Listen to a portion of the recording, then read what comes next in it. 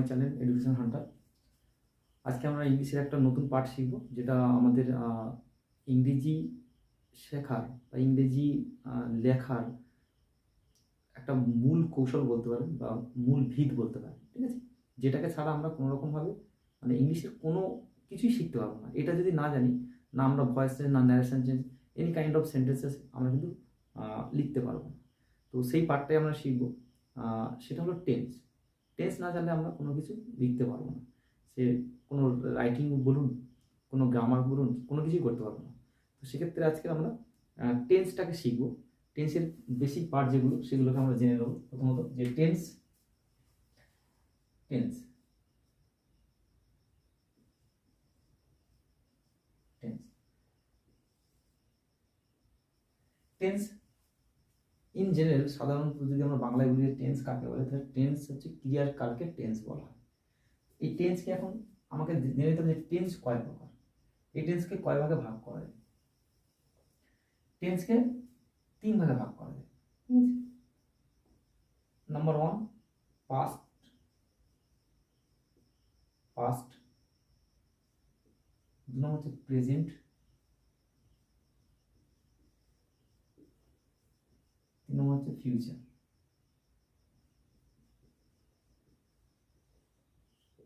তো টেন্স 3 প্রকার হয়, একটা হচ্ছে পাস্ট, একটা প্রেজেন্ট, একটা হচ্ছে ফিউচার। পাস্ট মানে অতীত, প্রেজেন্ট মানে বর্তমান,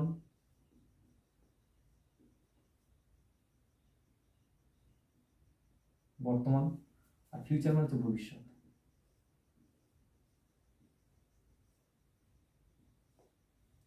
পাস্ট টেন্স, প্রেজেন্ট টেন্স আর ফিউচার টেন্স, বর্তমানকাল, অতীতকাল, বর্তমানকাল আর ভবিষ্যৎকাল।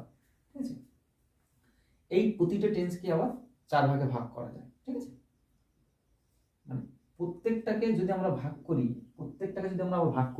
প্রত্যেকের মধ্যে আবার 4টে করে পার্ট আছে। ঠিক আছে, একটা হচ্ছে সিম্পল, এটাকে ইনডিফিনিটও বলা হয়।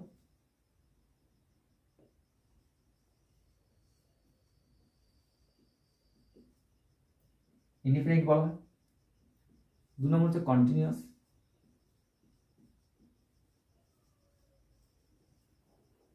3 নম্বর হচ্ছে পারফেক্ট,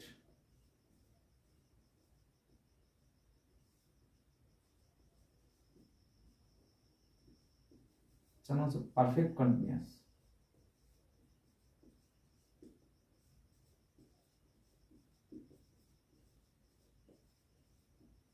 তো এই 4 প্রকার, প্রত্যেকটাকে যদি আমরা ভাগ করি, তাহলে হচ্ছে সিম্পল, তারপর হচ্ছে কন্টিনিউয়াস, তারপর হচ্ছে পারফেক্ট, তারপর পারফেক্ট কন্টিনিউয়াস। ঠিক আছে, প্রত্যেককে আমরা একবার করে যোগ করবো এর সাথে। ঠিক আছে, যেমন পাস্ট ইনডিফিনাইট, পাস্ট ইনডিফিনাইট বা past simple, past continuous, past perfect, past perfect continuous. প্রেজেন্টটাকে আবার আমরা 4 একবার করে যোগ করবো। প্রেজেন্ট ইনডিফিনাইট বা present simple, present continuous, present perfect, present perfect continuous. ফিউচারটাকে আমরা আবার 4 এর সাথে অ্যাড করবো। ফিউচার সিম্পল বা future indefinite, future continuous, future perfect, future perfect continuous. তাহলে দেখুন 3বার, এই প্রত্যেককে যখন আমরা একবার করে এদের সাথে অ্যাড করব, তখন তাহলে 3জনকে 4বার করে অ্যাড করছি, তাহলে মোট টেন্স কিন্তু হয়ে যাবে, হবে আপনার মোট টেন্স 12টি। ঠিক আছে, মোট টেন্স কিন্তু 12টি। তো এই টেন্সটাকে মনে রাখার হচ্ছে সব থেকে সহজ কিছু নিয়ম আছে, সেটাকে আমরা শিখব। ঠিক আছে, তো আমরা এখানে কি জানলাম যে টেন্স 3 প্রকার, পাস্ট টেন্স, প্রেজেন্ট টেন্স আর ফিউচার টেন্স। পাস্ট টেন্স এদের আবার প্রত্যেককে 4 ভাগে ভাগ করা যায়। একটা হচ্ছে সিম্পল বা indefinite, continuous, perfect, perfect continuous. ঠিক আছে, প্রত্যেককে এদের 4জনের সঙ্গে প্রত্যেককে একবার করে যদি আমরা যোগ করি, তাহলে মোট এই 3 4 12খানা টেন্স হবে। ঠিক আছে, কি কি হবে? Past simple, past continuous, past perfect, past perfect continuous, present simple, present continuous, present perfect, present perfect continuous. ফিউচারটাকে আমরা অ্যাড করলে হবে ফিউচার সিম্পল বা future indefinite, future continuous, future perfect, future perfect continuous. এই হলো 12 প্রকারের টেন্স। এখন কথা হচ্ছে যে টেন্স আমরা মনে রাখবো কি করে, 12টা টেন্স আমরা মনে রাখবো কি করে। দেখো 12টা টেন্সের মনে রাখার খুব ইজি একটা ট্রিক্স আছে, যেটাকে আমরা সহজে মনে রাখতে পারবো যেটা দিয়ে। কিন্তু তার আগে হচ্ছে আমাদের যেটা জেনে নেওয়া দরকার, টেন্সটাকে আমরা যদি ক্লিয়ারলি না থাকে আমাদের, তাহলে কিন্তু আমরা কোনো রকম কোনো সেন্টেন্স করতে পারবো না, এবং সেন্টেন্স না করতে পারলে আমরা কোনো রকম রাইটিং লিখতে পারবো না, বা আমরা কোনো রকম কোনো গ্রামারও করতে পারবো না। তো যাই হোক, আমি আজকে আপনাদেরকে কীভাবে ইজিলি খুব সহজেই বা টেন্সটাকে মনে রাখা যায় সেটাই আমরা শিখব, ঠিক আছে।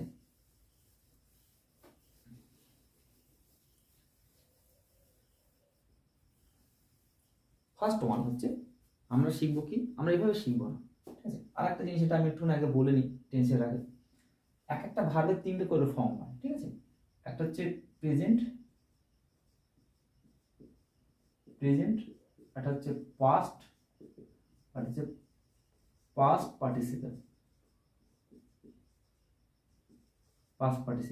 ঠিক আছে। এই 3 প্রকারের ভার্ব হয়, ঠিক আছে। তো আমি প্রেজেন্ট, পাস্ট, পাস্ট পার্টিসিপেল এইভাবে বলবো না, আমি বলবো V1 V2 আর V3। V1 মানে হচ্ছে প্রেজেন্ট ফর্ম, V2 মানে সেকেন্ড ফর্ম, আর V3 মানে হচ্ছে ভার্বের থার্ড ফর্ম। এভাবেও বলা যায়, ঠিক আছে। অনেকে দেখেছি আমরা বলি যে প্রেজেন্ট, পাস্ট পার্টিসিপেল বলতে হয় কমপ্লিটভাবে, না আমি বলবো যে ওভাবে অনেকটা টাইম লাগবে, ওভাবে মনে রাখতে একটু টাফ হবে। আপনারা প্রেজেন্টটাকে V1 বলবেন, পাস্টটাকে V2 বলবেন, আর পাস্ট পার্টিসিপেলটাকে V3 বলবেন, তাহলে দেখবেন ইজিলি মনে থাকবে। কেন? যখন আমি করবো আপনারা বুঝতে পেরে যাবেন, ঠিক আছে। তো ইনডিফিনাইটের ক্ষেত্রে কোনো সিম্পল ট্রিক্স নেই যাতে করে সহজে মনে রাখা যায়। ইনডিফিনাইটে যেহেতু প্রত্যেকটা একটা অপরের থেকে আলাদা, তাই প্রত্যেকটা ইনডিফিনাইটকে আপনাকে পার্টিকুলারভাবে মনে রাখতে হবে, ঠিক আছে। প্রথমত দেখুন past indefinite,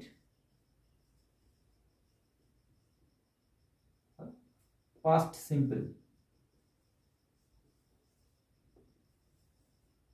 simple past tense, ঠিক আছে।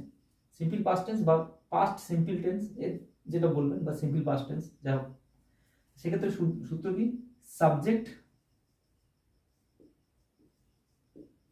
প্লাস ভার্বের সেকেন্ড ফর্ম প্লাস অবজেক্ট।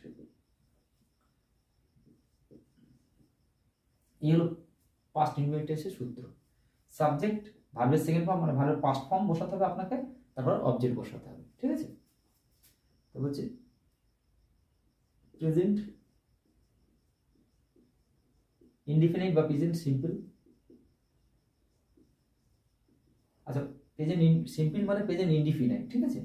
আমি ওখানে লিখেছিলাম, আমি জাস্ট এখানে সিম্পল বলে লিখছি, ঠিক আছে। এক্ষেত্রেও সাবজেক্ট প্লাস ভার্বের ফার্স্ট ফর্ম প্লাস অবজেক্ট। এখানে V2 ফর্ম বসবে, এখানে V1 ফর্ম বসবে, ঠিক আছে। তাহলে সিম্পল পাস্টের ক্ষেত্রে subject plus V2 plus object, মানে ভার্বের সেকেন্ড ফর্ম প্লাস অবজেক্ট। প্রেজেন্টের ক্ষেত্রে কি হবে, সাবজেক্ট প্লাস ভার্বের ফার্স্ট ফর্ম প্লাস অবজেক্ট। একটা কন্ডিশন আছে এখানে ক্ষেত্রে, এই ক্ষেত্রে একটা কন্ডিশন আছে, ঠিক আছে। আমরা যদি পার্সনে চলে যাই বা নাম্বারে চলে যাই, পার্সনের ক্ষেত্রে আমরা কি বলেছিলাম যে পার্সন 3 প্রকার, first person, second person, third person, ঠিক আছে। প্রত্যেকটা পার্সন আবার সিঙ্গুলার প্লুরাল হয়। তো এক্ষেত্রে subject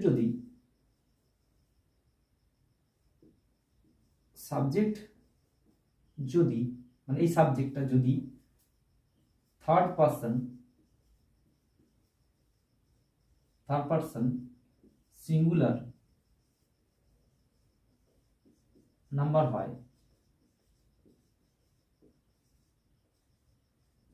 third person singular number হয়, তাহলে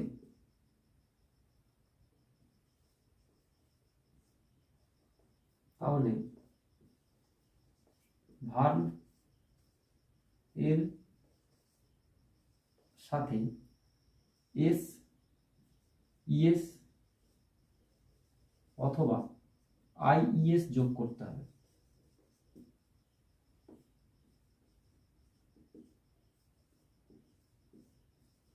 আইএস যোগ করতে হবে।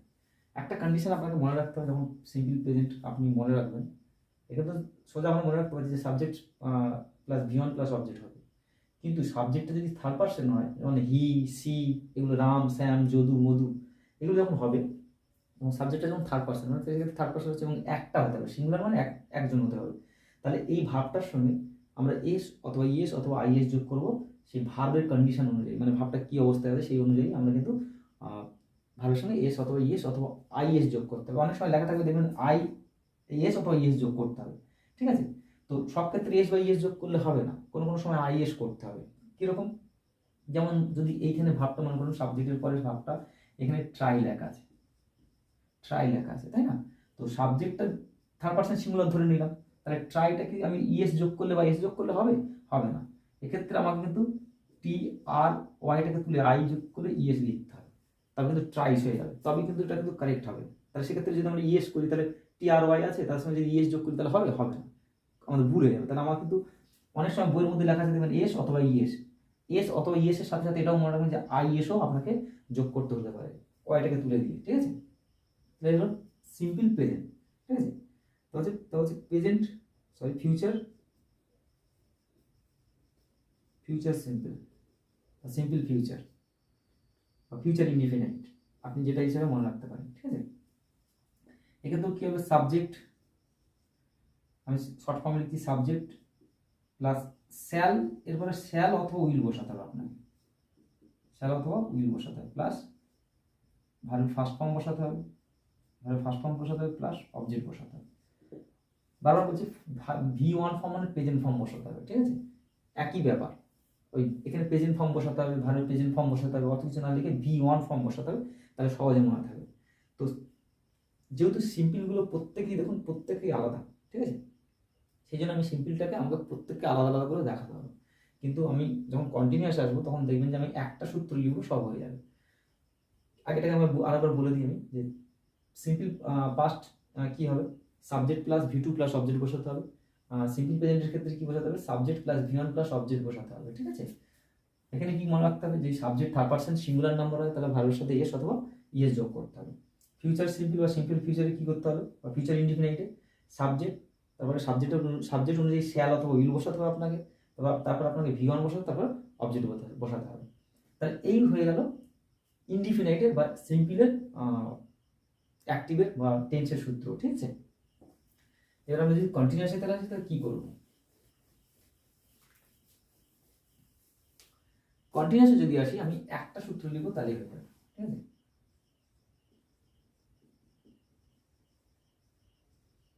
কন্টিনিউয়াস, তিনটে কন্টিনিউয়াস আছে, তাহলে তিনটে টেন্স আছে, পাস্টের কন্টিনিউয়াস হয়, প্রেজেন্টের কন্টিনিউয়াস হয় আর ফিউচারের কন্টিনিউয়াস হয়।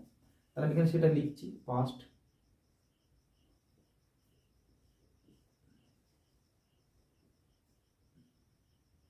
পাস্ট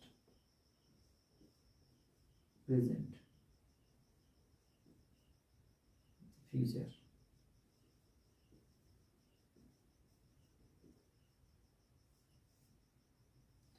পাস্ট প্রেজেন্ট ফিউচার এদের আমি একটা জায়গাতে লিখছি কি? সাবজেক্ট প্লাস বিভাগ প্লাস ভার্বের ফার্স্ট ফর্মের সঙ্গে আইএনজি যোগ প্লাস অবজেক্ট।